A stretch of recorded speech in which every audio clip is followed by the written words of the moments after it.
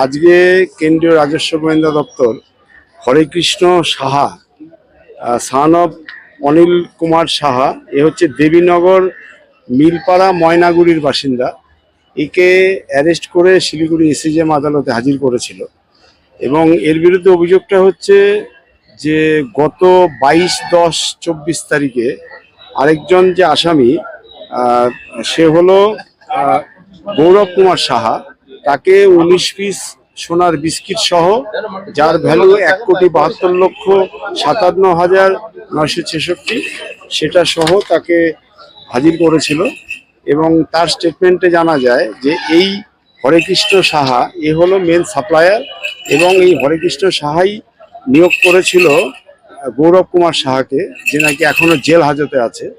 তাকে নিয়োগ করেছিল এই সোনার বিস্কুটগুলো, যেটা বাংলাদেশ থেকে এসছে, সেটা শিলিগুড়ি হয়ে বিভিন্ন জায়গায় পাচার করার জন্য, শিলিগুড়ি, জলপাইগুড়ি এবং বিভিন্ন জায়গায় পাচারের উদ্দেশ্যে।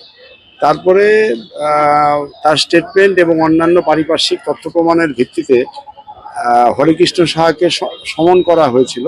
সে 3বার সমন রিসিভ করেনি।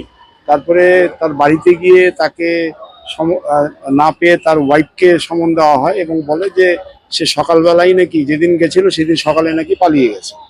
তারপরে যাই হোক, গতকাল তাকে অ্যারেস্ট করা হয় এবং সে তার যে বয়ান নেওয়া হয়েছে কাস্টমস অ্যাক্ট অনুযায়ী, সেই বয়ানে সে স্বীকার করেছে যে হ্যাঁ, সে গৌরব কুমার সাহাকে চেনে এবং গৌরব কুমার সাহা তাকেই গৌরব কুমার সাহাকে সে এনগেজ করেছিল 19 পিস গোল্ড অন্য জায়গায় পাচার করার জন্য।